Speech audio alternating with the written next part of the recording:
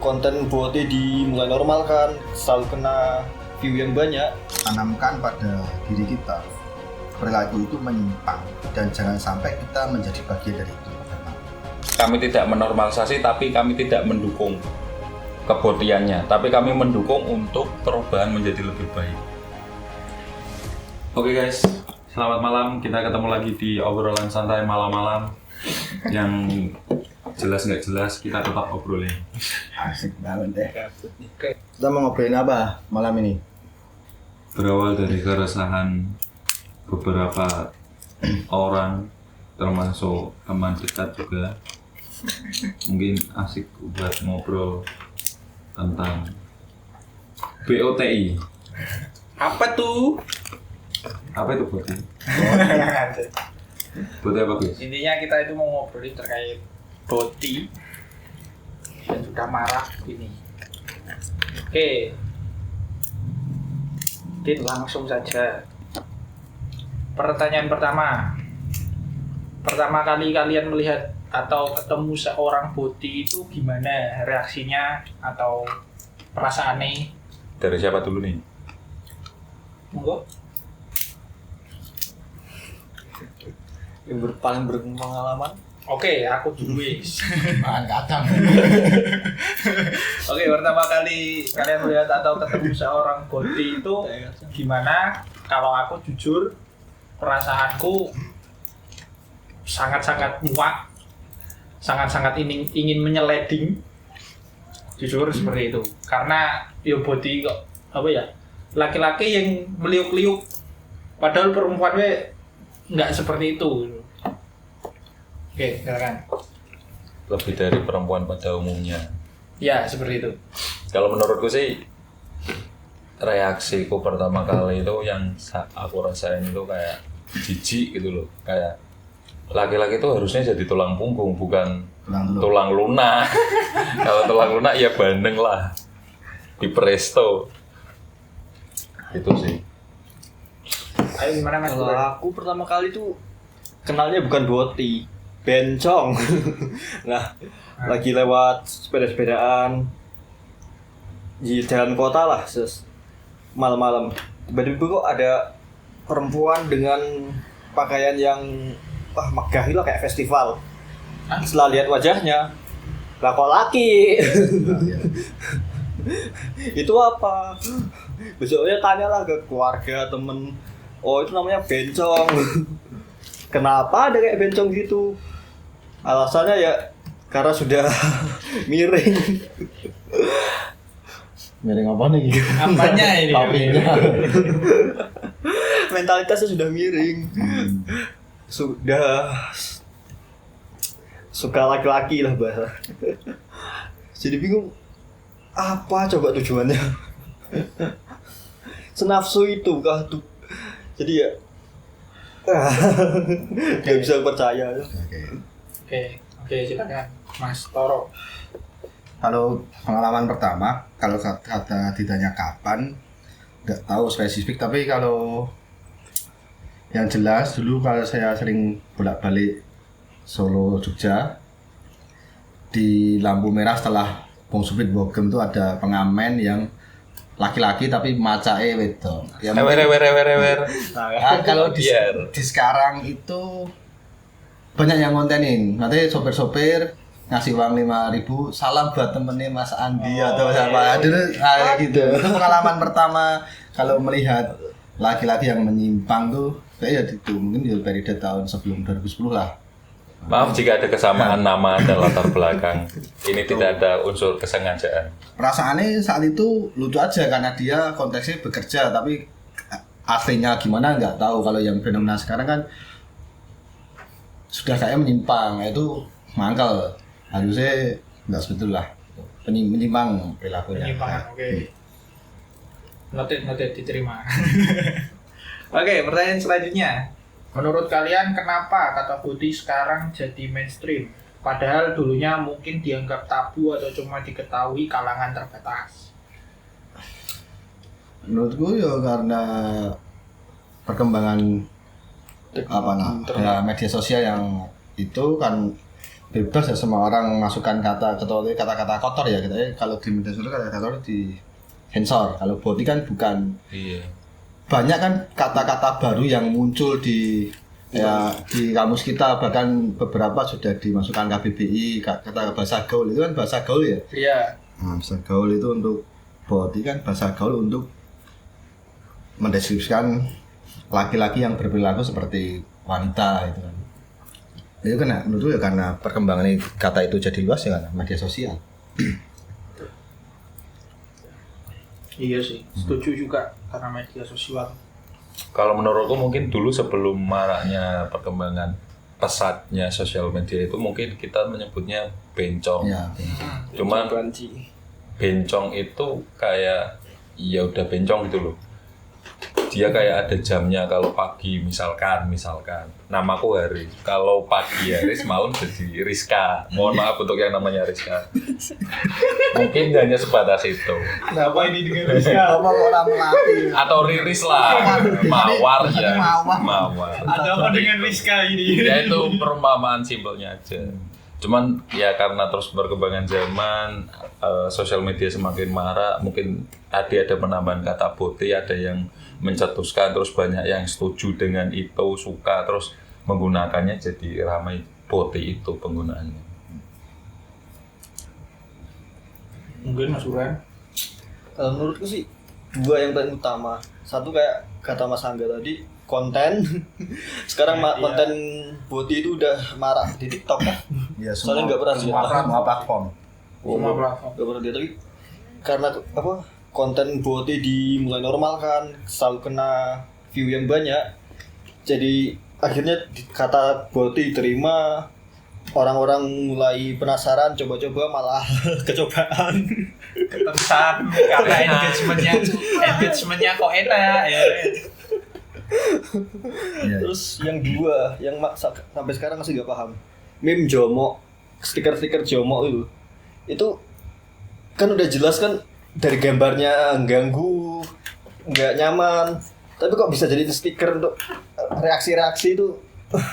Itu lebih kepuasan masing-masing mas. Nah, ya, masing-masing. Stiker itu. Tapi kan itu juga memberi influence, pengaruh kata boti kejomokan, jadi kan normal di sosial media, meskipun joke, tapi joke lama-lama kebiasaan. Ya.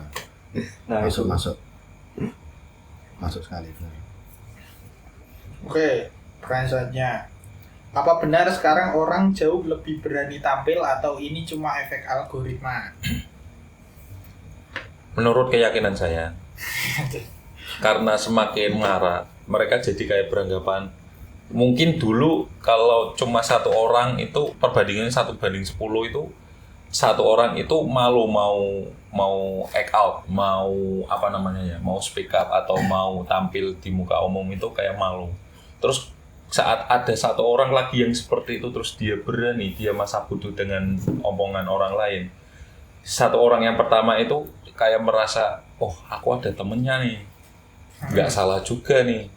Toh ada yang lain, berarti aku bukan kelainan, aku nggak beda sendiri. Ternyata ada yang sama juga, jadi kayak ya udah tampil aja gitu loh. Mungkin itu yang bikin mereka semakin berani.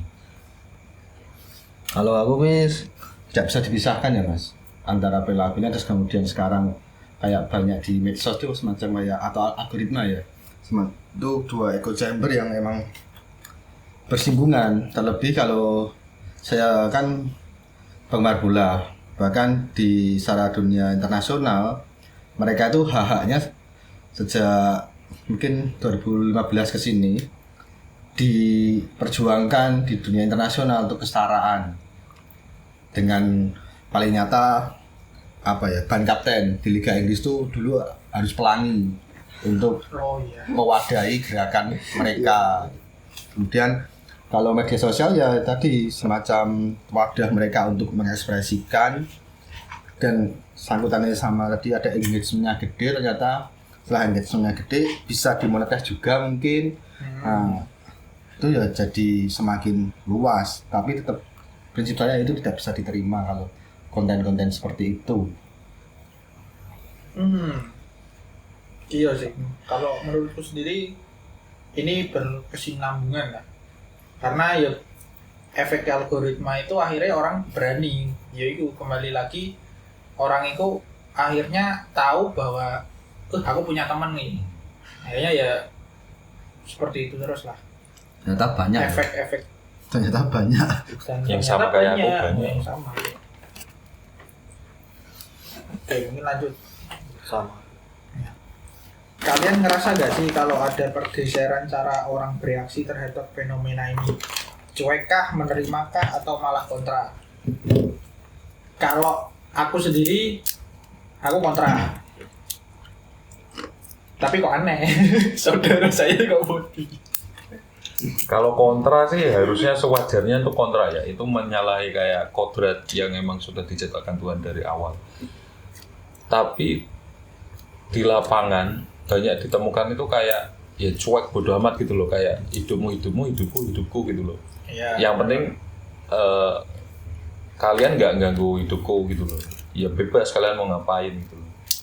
Cuman sebenarnya itu bisa dikatakan menurutku loh ya, itu sebuah kesalahan sih. Kita membiarkan mereka semakin beranak pinak, mereka semakin ya Banyak suara komunikasi. semakin banyak lah, semakin tumbuh lah, semakin kuat gitu loh. Jadi kayak orang aja cuek kok, ya ngapain gitu loh. Ya udah bebas aja gitu loh.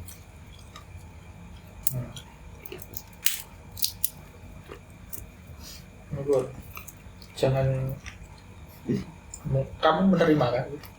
Ya kan tadi sudah kayak aku bilang, nggak paham kenapa kok Mimjo mau konten body bisa dinormalkan tuh kenapa itu.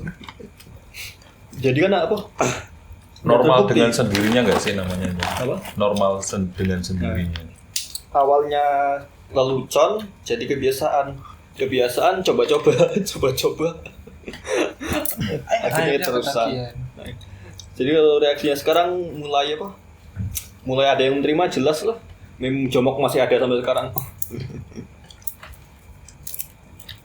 Nah, aku ada 3. Saya pribadi memang kontra, jelas tidak setuju itu menyalahi kodrat dalam keyakinan saya dan norma yang ada di Indonesia. Tuh, berarti tapi kalau secara masyarakat saya lihat ada pertama apatis, cuek wae karena kita mungkin sudah lama tidak diajarkan soal hubungan sosial dengan rasa dan lain-lain. Lebih ke sekarang berarti apatis, kemudian ada yang terakhir menerima. Apatis kontra menerima. Itu aja, karena mungkin yang menerima dalilnya ya wis tuh hak pribadi mereka, yang penting kayak Jim sampai Mas Haris tadi nggak mengganggu saya atau kita. Oke, lanjut. Oke, banyak yang bilang ini adalah bentuk kebebasan berekspresi, tapi ada juga yang bilang ini krisis identitas. Kalian ada di tim yang mana? Krisis identitas. Aku krisis identitas. Sama. Cuman kalau ngomongin mereka dengan alasan mereka kan mau bebas berekspresi. Cara kita untuk bebas berekspresi itu banyak, nggak cuma itu. Jadi ya itu krisis identitas saja sih menurutku. Mungkin ada yang menambahin. Krisis identitas karena ya mungkin ada, menurutku ada faktor kebiasaan lama yang mendeskripsikan bahwa laki-laki itu harus erat dengan maskulinitas, pekerjaan kasar. Kemudian tapi ada satu sisi memang laki-laki secara bawaan fisik itu tidak terlalu kuat. Bukan berarti dia akan jadi boti, tapi tidak semua laki-laki kuat menjadi kuli bangunan secara fisik. Atau bekerja sebagai petani menyangkul sepanjang hari. Nah, itu secara fisik. Tapi cara pandang masyarakat dulu bahwa laki-laki itu ya harus seperti itu. Nah, akhirnya karena mereka secara fisik, mungkin ada yang secara fisik tidak mampu, tapi secara kultur dipaksa seperti itu. Jadi dia mulai melakukan identitasnya, mencari identitas yang baru yang bisa mengakomodir fisiknya, mungkin seperti itu. Bukan berarti cowok-cowok yang terus memilih kayak mungkin tari, dance gitu terus bisa dikatakan body, itu tidak. Banyak kok yang terus mereka yang mengikuti dance, tari seperti itu tetap jadi cowok apa adanya. Itu seni. Itu Tari seni. Jatuhnya ke seni. Oke lanjut. Apa dampak jangka panjangnya buat norma sosial kalau hal ini dianggap biasa banget? Apa ya? Yang jelas Manusia. kehancuran ya anu, Mas. Manusia musnah, nggak ada bayi. Kehancuran secara moral ya. Saya ketika menyimpang, nah itu kan itu penyimpangan ya. Walaupun Penyakit. tadi saya cari itu bukan penyakit yang harus bisa diobati secara medis, tapi memang penyakit dan menyimpang. Ketika itu kita mulai normalkan dan kita biasakan melihat atau membiarkan orang-orang berbuat itu, jelas secara moral kacau. Secara dasarnya kacau. Kemudian ya, kalau emang itu dibiarkan ya pada jangka panjang mungkin ya kemusnahan manusia. Kiamat moral. Kiamat moral ini. Azab. Azab. Iya sih. Perkembangbiakan tidak berjalan semestinya. Ada yang mau nambahi? Udah jelas, kiamat moral. Merusak tatanan sosial. Yang jelas Mas, saya kan tadi berempat kita semua kontra terhadap perilaku dan fenomena itu. Hal yang paling bisa kita lakukan secara hal kecil dari kecil ya, tanamkan pada diri kita perilaku itu menyimpang dan jangan sampai kita menjadi bagian dari itu pertama. Jangan bisa mencegah orang-orang terdekat kita yang kita kenal, jangan sampai juga terinfluence seperti itu kan. Nah, aku notice apa yang disampaikan Burhan dan Khalid tadi kan, bisa jadi hal itu awalnya tidak sengaja, iseng, apalagi di saat sekarang mungkin di era media sosial semua Akses terbuka lebar. lebar dan bisa dimonetize. Nah, Iya. tak kira semua bisa karena kita duit lewat TikTok. bencong apa lewat jadi bot itu Berawal dari persona mungkin. Harap ngomong Dari gitu. topeng, Nah, dari persona itu mungkin wah sudah duit ya. Duitnya kayak mana? Nah, mungkin itu yang perlu kita bentengi dalam diri kita. Tapi ada beberapa orang yang menggunakan personanya seperti itu, artis, komedi, Iya, menggunakan memang persona seperti alter itu, ego tapi aja. hanya sebatas itu. Tapi menurutku sendiri kalau komedi harus menjadi seperti itu ya sama saja membodohi halayak umum juga. Akhirnya kan kamu memvalidasi bahwa fenomena ini ki nggak apa-apa. Makanya harus ada filter di acara-acara seperti itu kan pasti harus ada filternya. Dan kebanyakan kan di ada di batas mana? usia berapa yang boleh nonton atau menikmati konten-konten seperti itu. Tidak semua umur bisa. Itu aku ya rada cukup sulit untuk menempatkan dalam konteks untuk kesenian ya. Komedian juga seni ya. Dulu banget saat saya kecil sudah ada Mas Tesi. Iya. Laki-laki tulen di kehidupan sehari-hari. Tapi di sketsa komedinya dia mesti Melambai. nah, itu. Tapi balik lagi kalau anak-anak ya berarti peran orang tua untuk memberitahu dia kayak itu cuma di TV aja, karena anak-anak itu tidak bisa memfilter mana konten, mana kehidupan pribadi. Harus ada pendampingan berarti dari orang tua. Oke, terakhir. Kalau kalian punya anak nanti dan dia hidup di lingkungan yang fenomena botinya makin kental, apa yang bakal kalian ajarin ke dia? Penanaman karakter dari awal. Pindah Bahwa rumah. dia misalkan dia terlahir cowok ya harus sesuai kodratnya cowok, kalau cewek ya sesuai kodratnya cewek. Kalau pindah rumah ya mungkin bisa sih menghindari lingkungan sosial yang toksik itu mungkin ya. Tapi kan kadang tidak menyelesaikan masalah kalau dari internalnya tidak ada pencegahan juga. Jawabannya simpel sekali dia, Bu. Pindah rumah. Pemain diangkut ya. Didorong kok ini SpongeBob. Dorong. Tapi salah satu solusi yang simpel sih pindah rumah. Solusi eksternal. Secara internalnya ya. Ya itu Ya itu harus ada penanaman pencegahan. karakter bahwa hal ini itu salah, hal ini itu menyimpang, dan hal ini itu adalah sebuah penyakit sih. Ya, sepakat. Memang menurutku harus ditanamkan dari kecil, diajari bahwa kamu sebagai laki-laki ya harus selayaknya laki-laki. Kami tidak menormalisasi POTI. Cuman kalau itu memang sebuah penyakit penyimpangan, harusnya itu bisa diobati. Jadi kami tidak menormalisasi, tapi kami tidak mendukung kebotiannya, tapi kami mendukung untuk perubahan menjadi lebih baik. Kembali ke laki-laki. Capres deh tadi. Lebih baik. Jangan pilih saya. Lu cinta Luna aja mau jadi laki-laki. Iya, dia menyesal kan. Tapi banyak sing gagal, Mas.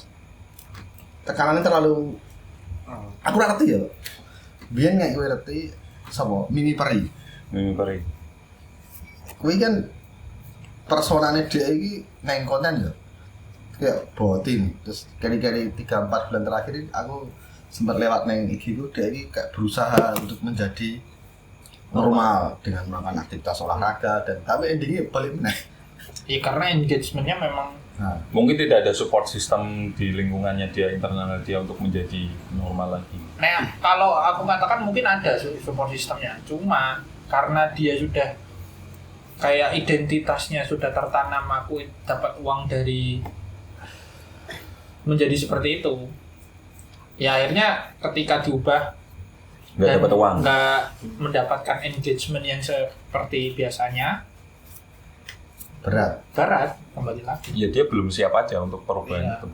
belum siap untuk perubahan identitas. Harusnya bisa disembuhkan sih itu. Bisa memang ada. Ya aku yakin ada terapinya. Kita harus mendukung orang-orang yang mau berubah itu. Tapi kita tidak menormalisasi hal tersebut. Setuju.